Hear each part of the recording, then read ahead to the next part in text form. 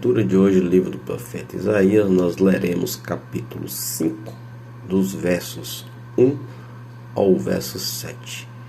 Hoje faremos uma leitura diferenciada, uma leitura expositiva. Parábola da vinha má. Agora cantarei ao meu amado, o cântico do meu amado a respeito da sua vinha.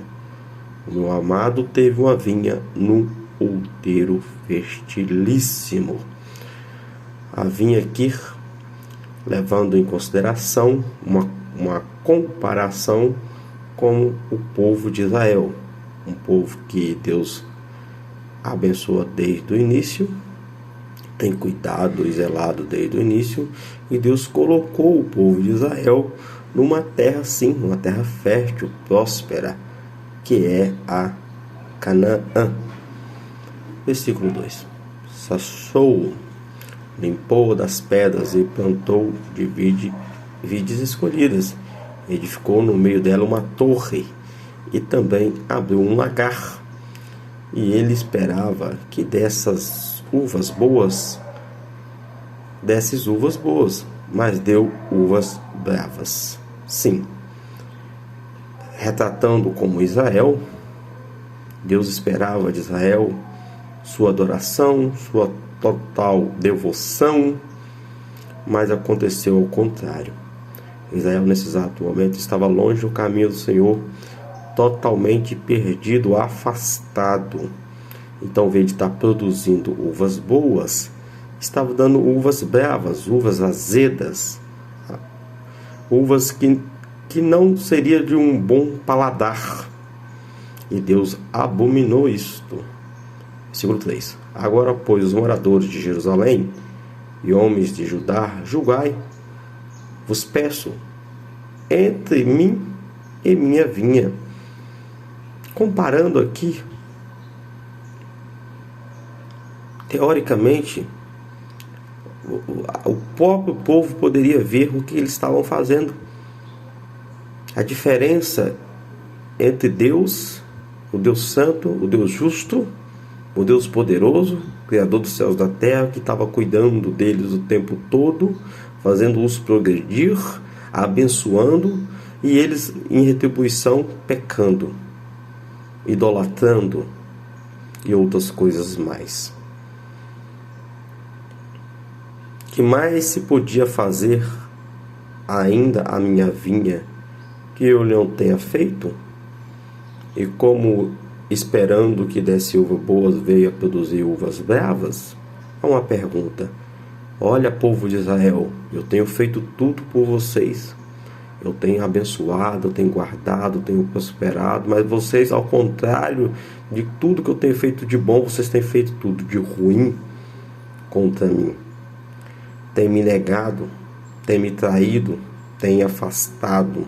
Então ele faz este questionamento aqui através, dessa parábola. Parábola é uma história ilustrativa para contar algo.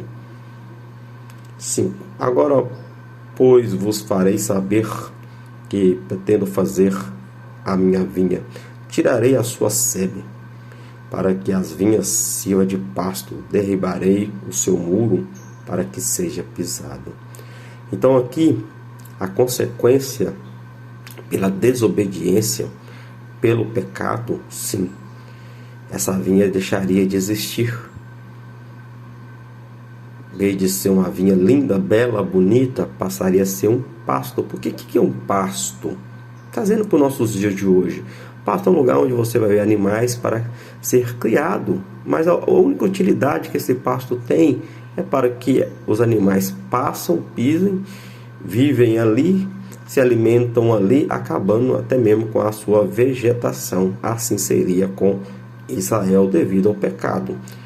Verso 6. Torná-lo-ei em deserto, não será podada nem sachada, mas crescerão nelas espinheiros e abrolhos. As nuvens darei ordem que não derrame chuva sobre ela.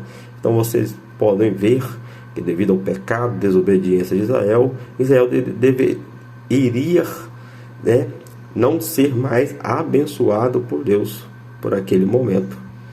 Não é diferente a nossa vida. Se nós andarmos em pecados, desobediente, não voltarmos e humilharmos ao Deus Todo-Poderoso, Criador dos céus e da terra, o nosso Salvador para a vida eterna, Jesus Cristo, nós teremos sim a consequência do pecado, assim como Israel estava tendo nesse exato momento, contado através desta parábola.